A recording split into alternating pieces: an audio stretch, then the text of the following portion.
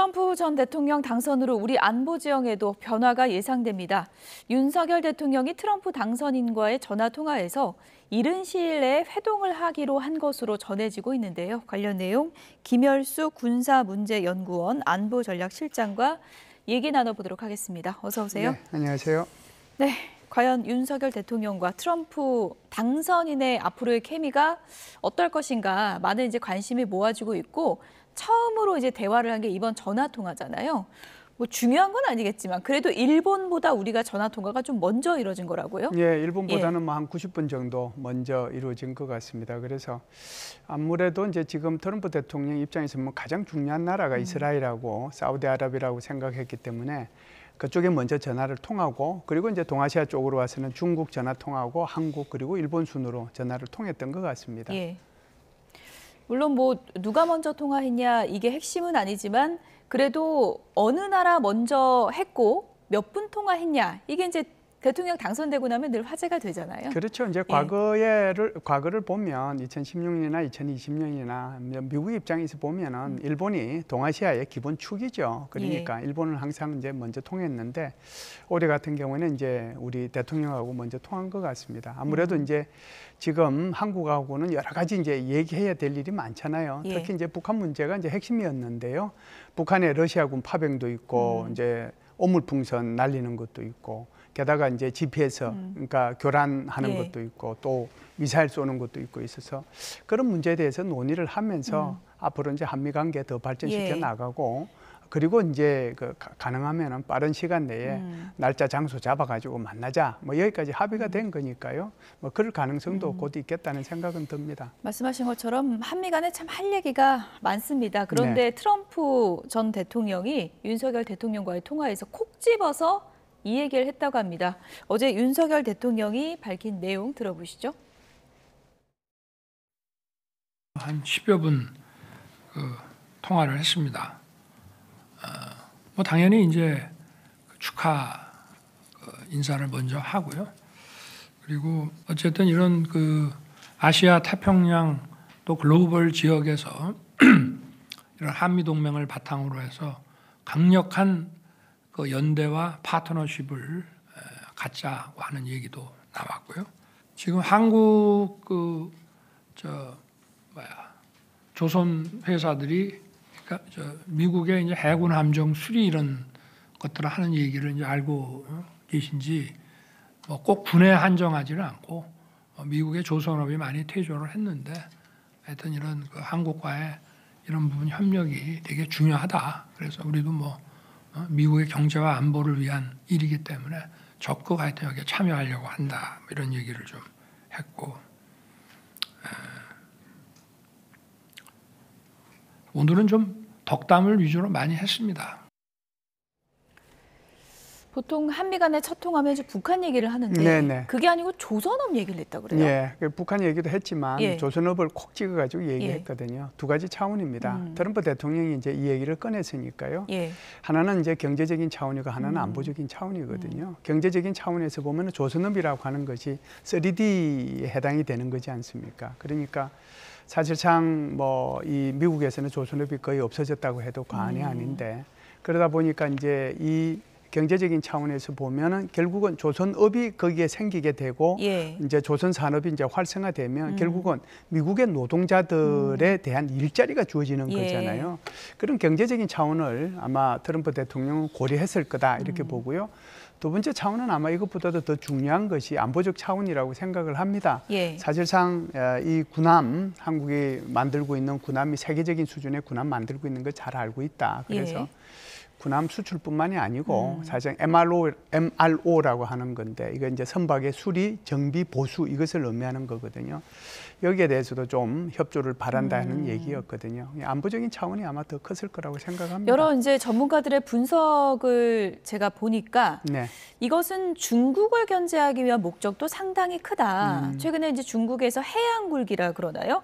바다에서 일어선다. 뭐 그런 것을 강조하다 보니까 미국에서 중국을 견제하기 위한 목적으로 이런 얘기를 한 것 아니냐 이런 시각도 많더라고요. 예, 정확하게 저는 그 말에 동의를 합니다. 그러니까 중국은 대륙국가라고 그러면은 미국은 해양국가잖아요. 해양국가의 핵심은 결국은 이제 군함 그다음에 항공모함, 잠수함 이걸로 그 해양 세력의 자신들을 이제 표출하는 기준이 되는 거거든요. 그런데 사실상 지금 이 미군 같은 경우에는 배, 그러니까 그게 군함이든 항공모함이든 잠수함이든 이거 한번 선박 수리하고 정비하고 하는데 2년 내지 3년 걸려요. 이게 굉장히 심각한 문제가 되거든요. 또 하나의 문제는 결국 이제 항공모함 숫자에 있어서는 이제 미국이 한 11척, 그다음에 중국이 3척밖에 안 돼서 게임이 안 되지만 전투함은 굉장히 많이 차이가 나요. 저 전투함 같은 경우에는 중국이 370척인데 비해서 지금 미국이 가지고 있는 280척밖에 안 되거든요. 그러면은 군사대국, 제1의 군사대국인데 또 그런 건 차이가 크군요. 그렇죠. 그래서 이 문제는 지속적으로 사실상 바이든 행정부 때 여기 문제가 제기되어 왔습니다. 그런데 이것을 얼마만큼 빨리 따라잡느냐 하는 것은 결국은 이제 대통령이 의지하고 관계되는 거거든요. 그렇기 때문에 이제 트럼프 지금 이제 대통령 당선자는 여기에 대해서 강력한 의지를 표명을 하면서 한국으로부터의 조선업 여기에 대해서 뭐 좀 들어와서 같이 이렇게 조선업을 일으키면서 미국의 군함 만들고 전투함 만들고 수리, 정비, 보수하는 데 좀 같이 힘을 보태자. 이건 다분히 중국을 염두에 둔 그런 행위라고 볼 수 있습니다. 한미 간의 그 트럼프 전 대통령이 당선되고 첫 키워드가 조선업이 될 거라고 생각하는 분은 많지는 않을 것 같은데 어쨌든 조선업을 트럼프 전 대통령이 콕 집었기 때문에 한미 동맹이나 협상에서 좀 연결고리가 앞으로 될 수 있는 겁니까? 연결고리는 뭐 될 수 있는데 제가 볼 때는 뭐 이것 가지고 지금 트럼프 대통령이 얘기하고 있는 뭐 이제 방위비 분담금 문제라든지 또는 관세 문제라든지 뭐 FTA 개정 문제라든지 그렇지 않으면 또 경제적인 측면에 있어서의 IRA 문제라든지 무슨 칩스법이라든지 이거하고 직접 연계되는 것은 저는 아닐 거라고 주고받기는 봐요. 안 된다. 네, 적어도 이 부분은 주고받는 것은 아닐 거라고 저는 봐요. 다른 것 가지고 충분히 이제 주고받을 건 저는 있다고 봅니다. 어쨌든 윤석열 대통령이 공식적인 자리에서 이 전화통화 내용을 언급하면서 조선업 얘기를 했다는 건 우리도 뭔가 협력할 준비는 돼 있다. 이런 거를 좀 내포했다고 볼 수 있을까요? 그렇죠. 그리고 이제 사실상 이제 이 트럼프 대통령 입장에서 보면 첨단 산업 같은 경우는 한국에서 우리 삼성, SK, 현대 이게 굉장히 많이 들어갔지 않습니까? 엄청나게 많은 투자를 이제 해왔는데 이제는 이제 거기에 더해서 소위 말하는 이제 전통적인 산업 이런 부분까지 지금 트럼프 대통령이 욕심을 내는데 그거는 이제 다분히 미국의 근로자들을 생각함과 동시에 중국을 견제하기 위한 그런 안보적인 차원의 의미가 있다 이렇게 볼 수가 있죠. 가장 중요하고 또 관심을 받는 건 트럼프 당선인이 이제 공식 취임하면 북한에 대해서 어떤 스탠스를 취할 것인가 이 부분인데요. 선거 기간에 트럼프 전 대통령이 김정은 위원장에 대해서 여러 가지 얘기를 했었죠. 어떤 얘기를 했었는지 다시 한번 좀 들어보도록 하겠습니다. When we get back, I get along with him. He'd like to see me back too. I think he misses me. You know, it's nice to get along with somebody who has a lot of nuclear weapons or otherwise. And then he called me and he asked for a meeting and we had a meeting. We didn't have a problem with North Korea, believe me. You may have in the future if you have stupid people running our country, but we had no problem. I met with him. It was a big deal. 네, 이렇게 김정은과의 친분을 계속 과시했던 트럼프 당선인이기 때문에 이제 공식 취임하면 바로 김정은 위원장한테 연락해서 만나자 이러는 거 아니냐 이렇게 생각하는 분들이 많더라고요. 네, 그럴 가능성은 있는데요. 지금 이제 미국의 입장에서 보면 아마 정책이 우선순위가 있을 겁니다. 우리가 이제 중고등학교 다니면서도 이렇게 시험 문제가 나오면 아무래도 쉬운 문제 먼저 풀고 어려운 문제는 조금 뒤로 이제 미루는 거잖아요. 북한의 핵 문제라고 하는 것이 쉬운 문제는 절대로 아닙니다. 그래서 지금 오히려 정책의 우선순위는 러시아 우크라이나 전쟁 그리고 중동 문제 이것이 아마 저 앞에 가 있을 거고요. 그 문제가 어느 정도 해결이 되면 아마 북한 핵 문제로 넘어가게 될 겁니다.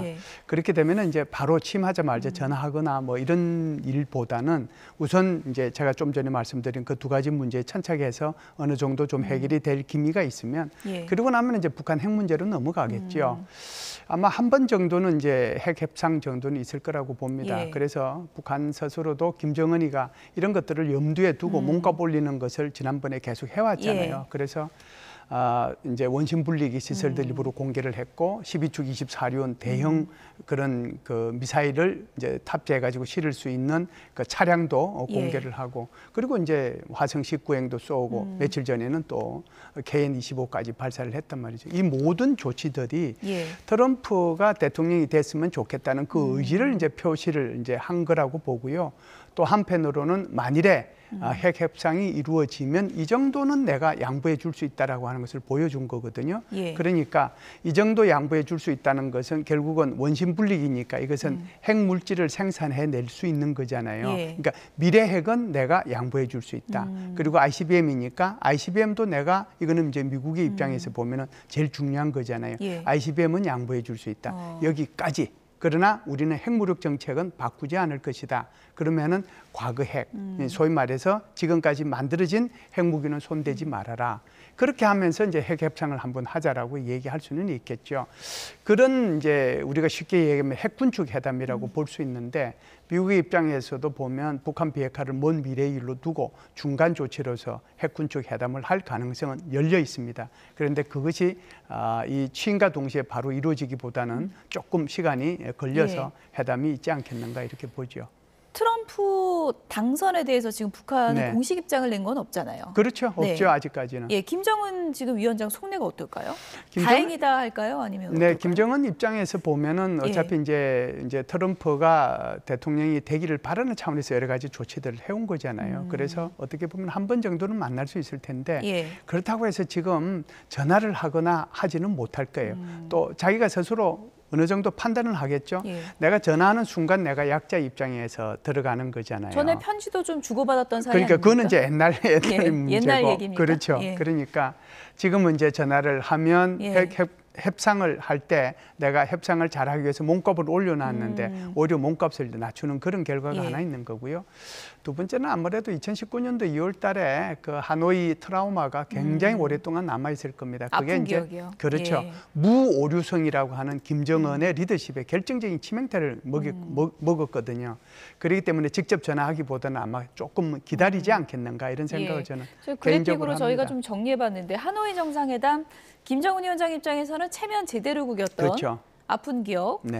정말 오랫동안 기차 타고 갔는데 아무 성과 없이 돌아왔잖아요. 그렇죠. 북미 정상회담, 트럼프와의 만남에 대해서 김정은 위원장은 지금 저렇게 아픈 기억으로 남은 걸까요? 아니면 한 번쯤 더 해보고 싶은 그런 만남일까요? 네, 아마 한 번쯤은 이제 이렇게 아픈 기억은 있어요. 아픈 기억은 있지만 그럼에도 불구하고 트럼프하고 협상을 잘하게 되면 내가 뭐 비핵화라고 하는 것은 먼 미래의 일로 놔두더라도 적어도 이제 사실상의 핵 보유국 그게 이제 공식적으로 말은 안 하더라도 과거 핵에 대해서 지금 만들어진 핵에 대해서 트럼프 대통령이 아무 말도 안 하면은 그 인정되는 거잖아요. 그걸 지금 바라고 있는 거거든요. 그 대신에 이제 북한은 받을 수 있는 반대급부가 뭐겠습니까? 그게 바로 유엔 대북 제재 그거 해제하는 거고 미국이 자체적으로 북한에 대해서 제재하고 있는 거 이거 해제하는 거거든요. 그렇다라고 하면 해볼만하다 이렇게 이제 생각을 이제 할 수 있겠죠. 어쨌든 트럼프가 됐기 때문에 저렇게 북미 정상 한 테이블에서 마주 앉는 모습이 가능성이 높아졌다는 얘기들이 이제 많이 나오고 있는 상황이어서 우리가 이제 대북 강경 정책을 이제 유지하고 있는 그런 상황인데 우리의 대북 정책이 좀 바뀌어야 되나 이런 또 분석이 있을 수 있거든요. 어떻게 생각하세요? 네, 대북 정책은 지금은 이제 힘을 통한 평화죠. 그러니까 말로 하는 평화라고 하는 것은 그것은 절대로 평화가 올 수 있는 게 아니거든요. 힘이 있지 않으면 절대로 평화라는 것이 존재할 수는 없습니다. 양이 아무리 이제 그 평화를 얘기한다고 해도 사자 앞에서는 아무런 소용이 없는 거잖아요. 그것처럼 그럴 가능성이 있기 때문에 힘을 통한 평화는 꼭 필요하다. 대신에 이제 이런 거는 있을 수 있죠. 북미 간에 이렇게 협상을 하도록 그냥 그대로 둘 것인지 그렇지 않으면 아니야 우리 남북한 미국하고 셋이서 같이 협상하자. 그렇게 이제 우리가 이제 제안하는 게 좋을 거고요. 그럼에도 불구하고 아마 미국이나 북한이 북미 간의 협상만 고려한다라고 하면 그러면은 남북 간의 협상부터 먼저 하게 하고 그리고 나서 북미 협상해라. 그리고 북한에 대한 북미 협상에 대해서는 그 어떤 내용들을 가지고 어떻게 할 것인지 거기에 대해서는 우리하고 사전에 정책 공조가 있어야 된다. 그런 얘기들이 필요하겠지요. 어쨌든 한미 정상이 뭐 시간 문제지 곧 만날 텐데 만나서 뭐 북한 문제 협상 형태 이런 걸 얘기할 테고 이제 끝으로 가장 이제 중요한 현안이 방위비 분담금 문제잖아요.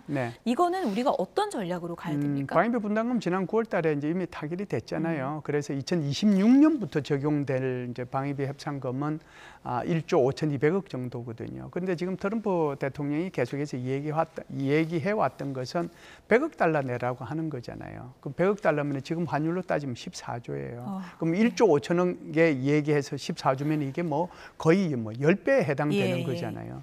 사실상 워낙 뭐 트럼프 대통령이 허풍도 좀 세고 또 협상의 달인이기도 하고 그래서 이게 이제 협상할 때 좀 크게 불러요. 그래서 이제 단위 자체가 좀 다르긴 하죠. 그러니까 100억 불 내라 뭐 이렇게 얘기를 하는데 협상하는 과정 속에서 줄어들 수 있고요. 그리고 이제 재협상의 가능성은 열려 있다라고 봅니다. 그래서 제가 이제 여기서 말씀드리고 싶은 것은 이런 거예요. 북한이 이제 저기 트럼프 행정부에서 100억 달러를 내면서 재협상을 하자. 그런데 이제 우리는 절대로 100억 달러를 못 낸다라고 하면서 협상을 자꾸 뒤로 미루고 하면은 이제 미국에서 다른 얘기들을 하겠죠. 그러면은 주한미군 감축 얘기도 할 수 있고 뭐 한미연합훈련 안 하는 것도 있을 수 있고 전략자산 전개도 안 할 수도 있고 뭐 미국에 쓸 수 있는 카드는 엄청 많잖아요. 이렇게 하면은 둘 다 이래요. 루즈 앤 루즈예요. 그래서 이런 정책보다는 오히려 서로가 이길 수 있는 윈윈 정책이 저는 필요하다라고 봐요. 그래서 자 일단 우리는 협상은 끝났지만 다시 협상할 수 있다. 그리고 협상을 하자. 그리고 조금 더 주면 돼요. 더 주고 우리가 대신에 받으면 되는 거거든요.